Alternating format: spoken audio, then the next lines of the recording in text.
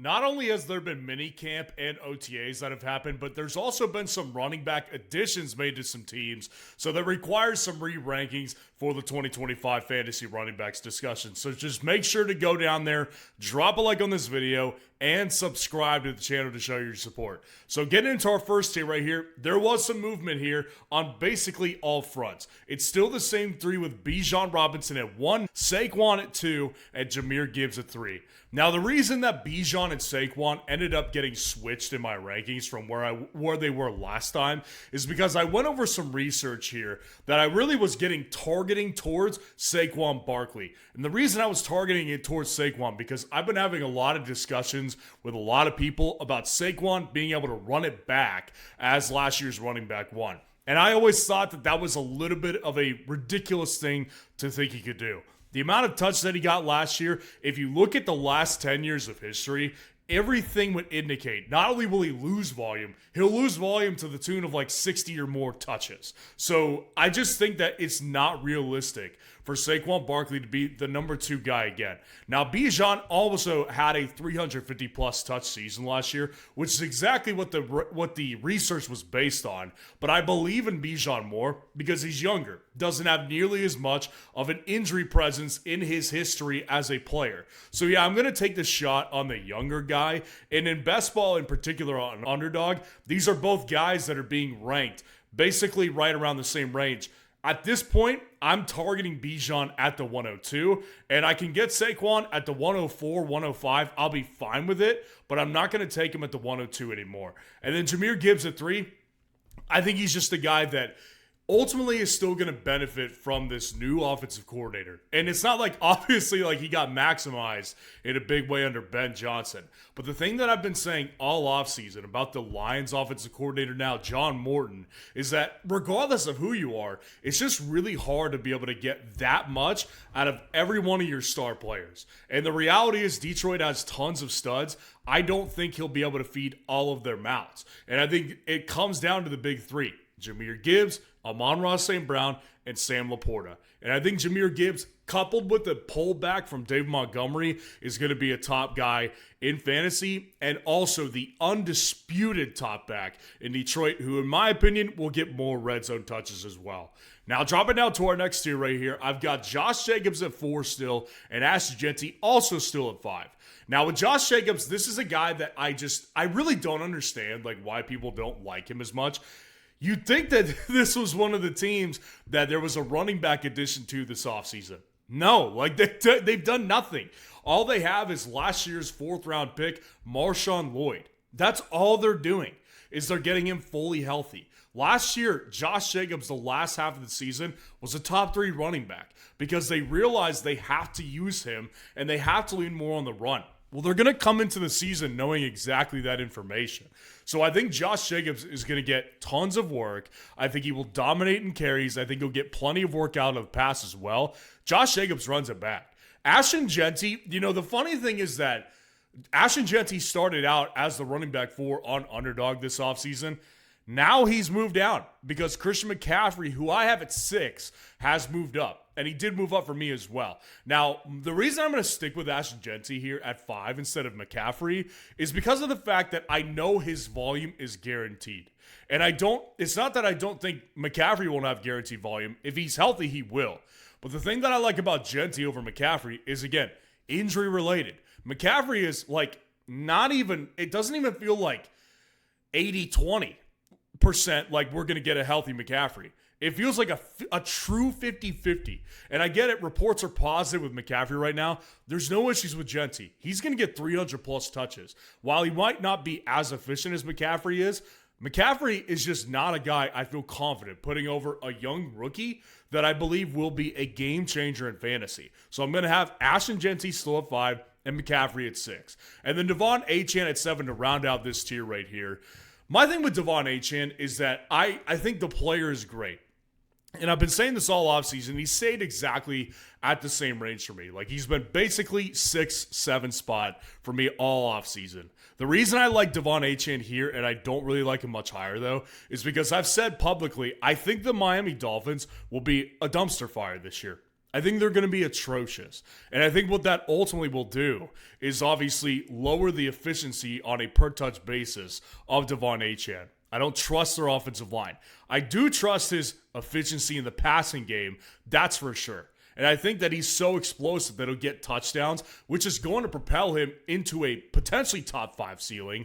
But at the end of the day, I can't trust Miami, what they've done this offseason, the way things are looking. I don't trust them. So I'm putting Devon Achane down here at 7 with the realistic possibility of being a top 5 running back, but just on a team that I ultimately just don't believe in. Now, dropping out to our next tier right here, Chase Brown is at 8. And Kyren Williams is at 9. Now, the thing with Chase Brown, there's been no issues as far as Cincinnati going a different route. And the bottom line is that Chase Brown, by all accounts, looks like he's going to handle everything.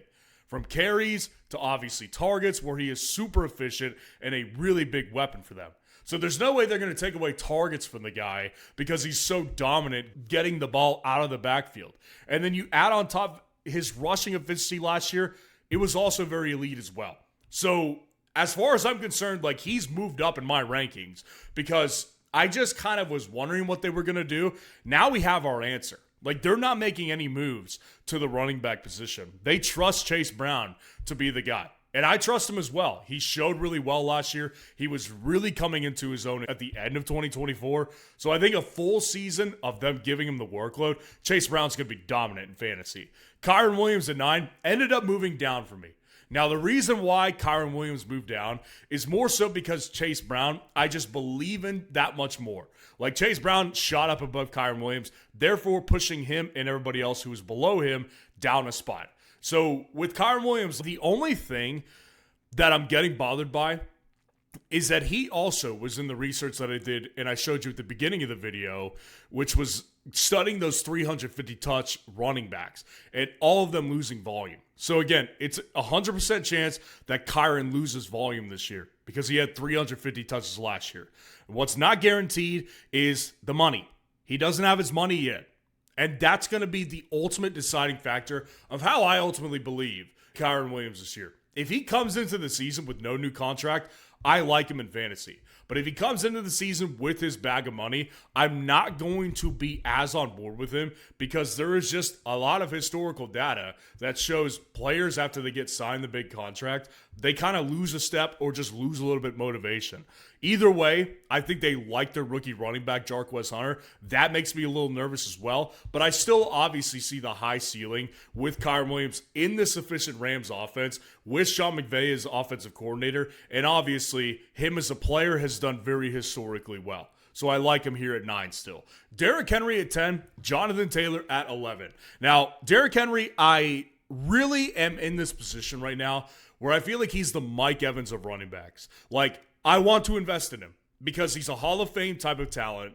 And last year he was so elite, and I didn't see any signs of slowing down. But the other reality is that he's at that age. Like, he literally is going to fall off a cliff at any moment. And a lot of history would indicate that it's this year Derrick Henry does fall off the cliff. So the way I've been approaching it is if I get him in the 4th or 3rd pick in the 2nd round of Underdog drafts, I've taken him. But I'm not taking him in the back of the 1st round or the front of the 2nd round, 201 or 202. So I just think that Derrick Henry is really on that teeter right there where it's like he's either going to be really good again or he's going to suffer this year because of the age. And I like him at 10 because his upside's so high, but I'm putting him down a little bit here at 10 just because I worry about this issue right here with his age. And then Jonathan Taylor at 11, I think is ultimately just going to be a really boomer bust player on the whole season for sure, but I also think that there's going to be a lot of games where he's going to really disappoint you. Like, my issue with taking Jonathan Taylor right now in Underdog is that I don't think he'll be a very consistent 2nd round pick, which is basically where you're going to get him. 2nd, early 3rd round maybe. But Jonathan Taylor, I don't think is going to be consistent. This offense is too unpredictable. They're either going to go with Daniel Jones, who I believe it will be at this point, or Anthony Richardson, who sucks, right? Like, there's no way out for him. The only way out maybe is that Daniel Jones gives him more targets to increase his floor. So I think Jonathan Taylor, ultimately with Daniel Jones, has a pretty high floor. But I think with Anthony Richardson, which is what I have to plan for at certain extents right here, that's why I've got him at 11, because I don't see a ton of floor with Anthony Richardson, but with Daniel Jones, I see a lot more floor. So I'm going to keep him at 11 for now. And then number 12, James Cook to round out this tier. My thing with James Cook, and if you don't know, this is also something to keep an eye on. James Cook has expressed a lot of discontent with this contract situation that he's got. He wants more money. The Bills are playing hardball. And essentially, the thing that I'm really just like kind of on board with still is the fact that he reports to minicamp. And once you kind of like look a little bit deeper, right? Like this guy was a 3rd round pick. So it's not like he was a 1st rounder with tons of guaranteed money still. This guy needs to play. The Bills kind of have him by the balls a little bit. And that's the reality. They have him by the balls because they know that he needs to play for money purposes. He can't just sit out a year. Like he simply cannot do that. So I think James Cook plays regardless of whether or not he has a contract. And of course, with the team that he's on with the Buffalo Bills, like I just want to invest in a Bills running back because they will use him at the goal line. They're going to continue to get him targets out of the backfield. I don't think that James Cook is in any danger of losing real volume to Ray Davis, which a lot of people are kind of like a little scared of right now, I think because of this contract situation. But if you're in doubt, just remember that he is playing for money and he can really not afford to not play, regardless of whether he gets the extension before the season or after the season. But of course, the natural reaction on underdog drafts is he's going to drop in price, and that's exactly what's happened. He's dropped below Breece Hall at this point, and that's also a good thing to note here because he could be a good value as well. Someone I believe that's top 10 upside. Chase Brown, same type of deal. Not dropping, but I still don't think he's being priced at that ceiling, which makes both these guys, in my opinion, really good values in fantasy drafts right now. So if you want to take advantage of it on Underdog, you can use that link that's down there in the comments. There's a code that's FFN that you can use to sign up for Underdog, and they'll match your first deposit 50% up to $1,000 bonus cash.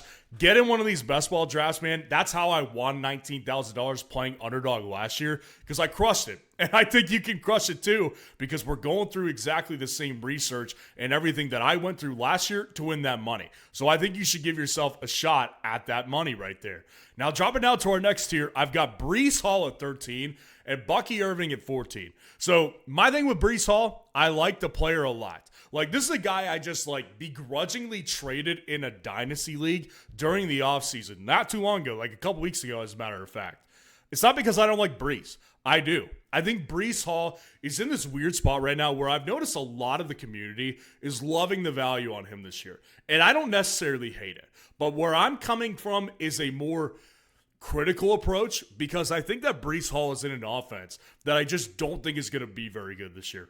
Like, Justin Fields, I like him as a quarterback in fantasy, but I don't like his options outside of that. Like, Breece Hall will have rushing touchdowns taken away from him. Maybe if it's only a couple. Like, let's say it's 2 rushing touchdowns. Well, that's enough because you add on top of the fact that he's going to get less targets than he did last year with an immobile Aaron Rodgers. He was getting tons of targets out of the backfield. But this is a guy that will not see the target volume, and I don't believe we'll see the same amount of touchdown upside that he has had in years past. So I'm weary on him. It's also a contract year, though. So the guy could easily come in and be a stud. I don't know exactly how to feel about Breece. I'm right there. He's kind of my Marvin Harrison Jr. of running backs, where I want to take him because I like the player, but I hate the situation, so I haven't taken him as much as I probably would if I liked the situation even a little bit better. And then at 14 with Bucky Irving, you know, Bucky is in this like spot right now where Bucky is obviously viewed as a value to a lot of people in underdog drafts. He's like the running back 11, running back 12. You can see that price on the screen right here. My thing with Bucky Irving, again, has always been the offensive coordinator change. Like, there is just no telling what this offensive coordinator is going to want to do. Obviously, Liam Cohen, last year's OC, was really smart, and he recognized that Bucky Irving's the better running back between him and Rachaad White. I don't think that the new offensive coordinator won't see that as well. But what I am concerned about is the involvement in the passing game for Rachaad White because he still is good at that.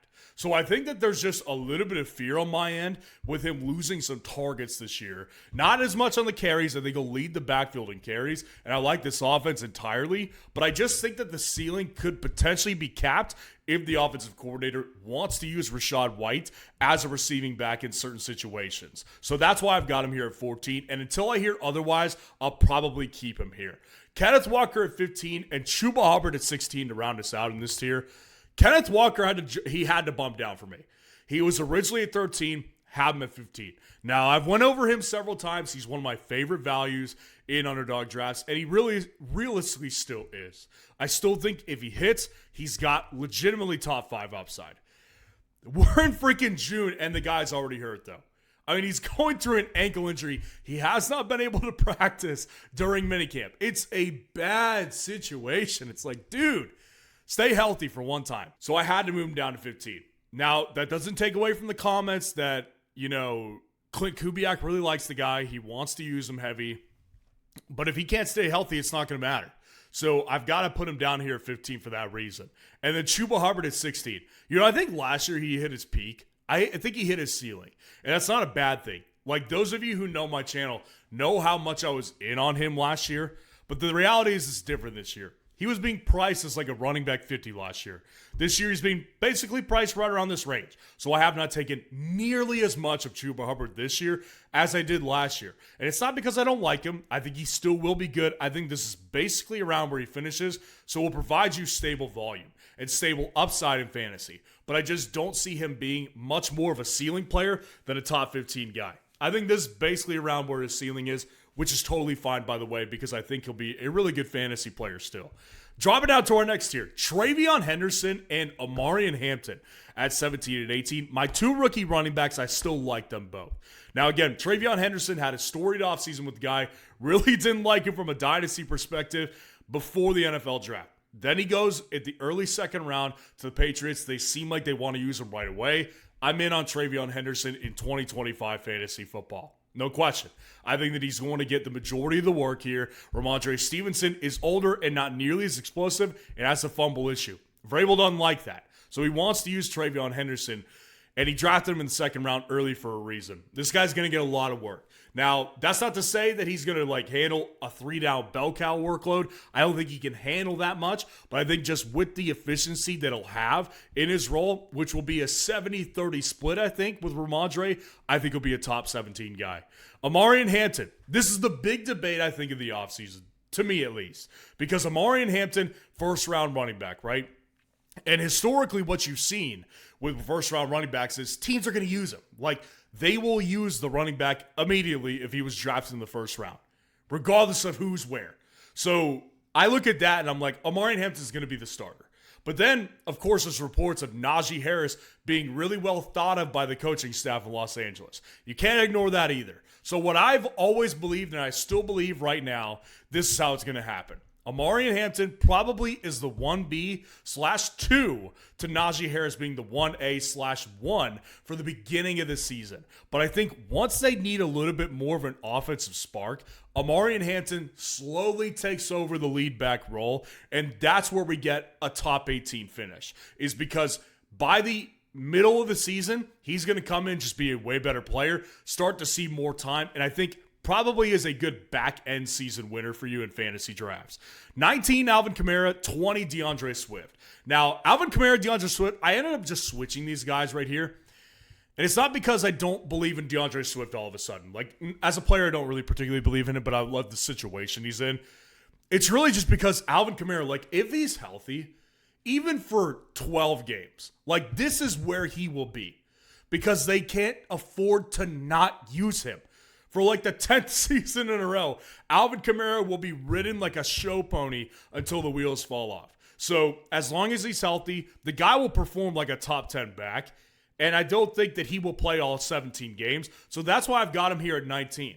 Because I think he'll miss time. But it's not because I don't think he'll be good. I think he's going to be really good still. He's still got tons of receiving ability. And then with DeAndre Swift here, again, it's all related to Alvin Kamara. It's just how much I'm valuing him when he plays. DeAndre Swift, I just don't think is that great of a player. But I love the situation he's in. Chicago, they've made vast improvements on the offensive line this offseason. Ben Johnson comes in, wants to utilize both running backs, but I think it's good for DeAndre Swift to have Roschon Johnson involved because it's going to open up tons of efficiency potential for Swift, and especially in the air. That's where I really like DeAndre Swift. So I think DeAndre Swift has more upside than where he's being drafted right now. That's why he's one of my most drafted players on Underdog right now. 21, Joe Mixon, and 22, Quinshon Judkins to round this tier out right here. Joe Mixon, I think that there's two sides, which is that number one, the side that I think a lot of people are on is that he's a really big value in fantasy drafts right now. And listen, if he plays like he did last year, he will end up being that. And this will be the second straight season that I am not big on Joe Mixon, and I was wrong about it. But it's not even that I'm against Joe Mixon right now. I just don't like the Texans situation. Offensive line is crumbling before our eyes. This is a bad offensive line. This is a player who's also another year older with more injuries in his history. I just don't see him being the same level of guy that he was in 2024. So call me crazy. I'd like to hear the debate about this one, but I've got him here at 21. And Quinshon Judkins at 22. If the dude was on a better team, I'd be a lot higher on him. I think he's going to lead the backfield in Cleveland. I think there will be a timeshare to some extent because I don't think he's big enough to handle the 3-down workload. But at the same time, I just view him as their clear best talent at the running back position. So I believe he'll be the most valuable fantasy back in Cleveland. Number one, the offense sucks. So you just can't really rank him much higher than this, considering history with horrible teams and running backs in fantasy. Most of the time, they're not top 20 backs. So I think he'll fall under that category in year one. A really good, efficient player, and in certain weeks, I think provides spike weeks. But I think for the majority of the season, I think he'll be a little bit disappointing. So dropping down to our next tier, Travis Etienne is actually, I made the commitment. I leapt up, put him at 23, and James Conner at 24. Travis Etienne is one of my most drafted players on Underdog this year, and I feel like I've been right about him for 3 years now. In 2023, I picked him to be that year's Josh Jacobs, meaning he was going to be a very valuable draft pick where he was going in the running back 15 area of Underdog drafts, and he ended up being the running back 3. I was right that year. Last year, I wanted nothing to do with Etienne, and he ended up being really bad. I'm back in on him this year. Number one, because of price. Super affordable on Underdog drafts right now, but also because of the fact that in Jacksonville, like Tank Bigsby, I believe Travis Etienne's the better talent. And Bashul Tootin, I look at this thing and I'm like, look, the talent's there with the guy, but the guy has tons of fumbling issues. And he fumbled on his first day of OTAs as a Jaguar. They're not going to like that. Travis Etienne is also fighting for a freaking contract. There's tons of incentive for him to be a really good player this year. I'm taking the dive with him because it's not like he's cheap. It's not like he's expensive enough for me to get all wishy-washy and just kind of avoid him in drafts. I'm all in, and I'm putting him here at 23 at the rankings. James Conner at 24. I've said it for a while now. I think James Conner starts out as the main guy, but I think Trey Benson is immediately involved. Then what I think happens is James Conner either gets injured or he slows down, and Trey Benson becomes the top back in the offense by week 10. I think that's what's going to happen. But I think what James Conner will essentially do is he'll front load tons of production for you. I think he'll be good at the beginning of the year. I think he'll be efficient. I think he'll be getting in the end zone. And he'll give you tons of front loaded production weeks 1 through 8. But then I think after that, that's why I don't love drafting him in best ball, because I don't see him being a weeks 15 through 17 maximizer like the video I just went through the other day. Isaiah Pacheco at 25, Brian Robinson Jr. at 26. These are two running backs I want to be in on, but I just can't. I don't know what it is. Isaiah Pacheco, I just did not see the same guy remotely after the injury last year. It's not even arguable. He just was not that guy. He looked so much slower, so much less explosive. Now, that's because, obviously, it was a major injury. He broke his fibula, I think. So that's not exactly an injury that you could just come back from right away. But at the same time, man, Isaiah Pacheco, if we don't see an improvement in the explosion, in 2025, which I don't think is a guarantee, then I think he'll be around this range. Uninspiring pick, unexciting, but is good enough to give you top 25 production because he's on a really good offense. So I'm just kind of stuck here at 25 with him. And then Brian Robinson Jr. Last year I was big on him because of the price, and I felt like it was a breakout season. I don't feel as much so like it this year. I think it's the same situation. Offensive line is basically the same. This is still the same injury-prone player, I guess, to a certain extent. But Brian Robinson Jr., again, fighting for a contract. There's upside there for him to be a boom player. In some weeks, I've taken him on Underdog best ball drafts more than I'd actually like to. And I'm going to start slowing down because I don't believe in him that much. But I think Brian Robinson Jr. is fine. I think he's being priced fine. I think he has room to maybe finish above it. I think he's at 26, though, because you've got to bake in some injury risk here. And also, just not a player that's going to see 25 to 30 touches a game. And then to round out this tier, Caleb Johnson at 27. I've said this before. I went through it on my unexpected league-winning running backs video. I do see Caleb Johnson as the better fantasy back between him and Jaylen Warren. Like, I prefer him over Jaylen Warren. But the problem is he's a lot more expensive than Jaylen Warren. And you have to keep in mind, man, this Pittsburgh Steelers offense, they have not had an outstanding fantasy player post Ben Roethlisberger because they're so conservative offensively. Arthur Smith, are you relying on him to be your running back hero for Caleb Johnson? Because it's not going to happen. I think a lot of people are setting themselves up for failure here with Caleb Johnson. And a lot of people will set themselves up for disappointment because he's just not on a good team. That's the reality of the situation here. I think he'll handle the majority of the volume here in Pittsburgh, but at the same time, I don't see this guy having a tremendous breakout season right now. I just don't think it's going to happen. And then dropping down to our last tier, David Montgomery at 28, Aaron Jones at 29. David Montgomery, I haven't had a lot of people fight me on this one, which is actually good, because I think the community is getting smarter to realize that David Montgomery is not going to be the same guy. This guy's a year older, last year of the Lions deal, which could provide incentive. But at the same time, man, the injury history is so vast with David Montgomery, and it's not like he's getting any more efficient. And again, an offensive coordinator change is enormous when we're talking about Ben Johnson leaving the offense, because this is the ultimate offensive coordinator for maximizing two running backs. I just don't think it's realistic for you to expect this coordinator, John Morton, to be able to maximize it like Ben Johnson did. I just think there's going to be a huge disparity of fantasy production from Gibbs, who will be a top 3 guy, and Dave Montgomery, who I think probably is still a top 30 guy because he will have goal line work and some between the 20s work as well. But just injuries on top of the fact that he's not going to be more efficient this year with the offensive coordinator change. I don't want anything to do with him in drafts. 29, Aaron Jones. I still feel the same about him, which is that I actually think Jordan Mason will be heavily involved in this offense.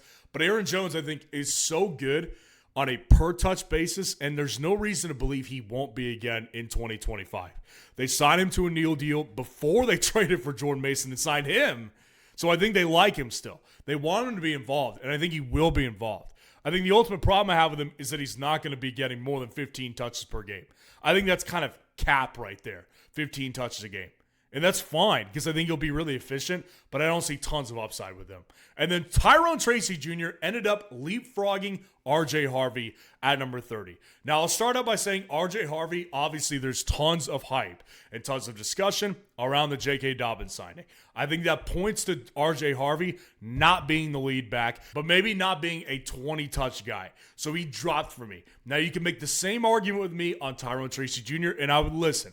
Cam Scatterboo is a running back I liked a lot out of college. But this is also a running back here with Tyrone Tracy Jr., who fit the unexpected league-winning category here at the running back position this year. So I'm going to put some faith in my research right here because I know it freaking works. And number 2, I like Tyrone Tracy Jr. The guy did really well under all circumstances in 2024. He's a really good receiving back. He's been working on ball security this year, which is really his lone issue. So I think he's going to end up being the lead back, but this one is definitely a tentative ranking. So let me know what you think of the rankings in the comments below. And if you want to see the top 30 wide receivers for 2025 updated after OTAs and after minicamp, click on this video right here.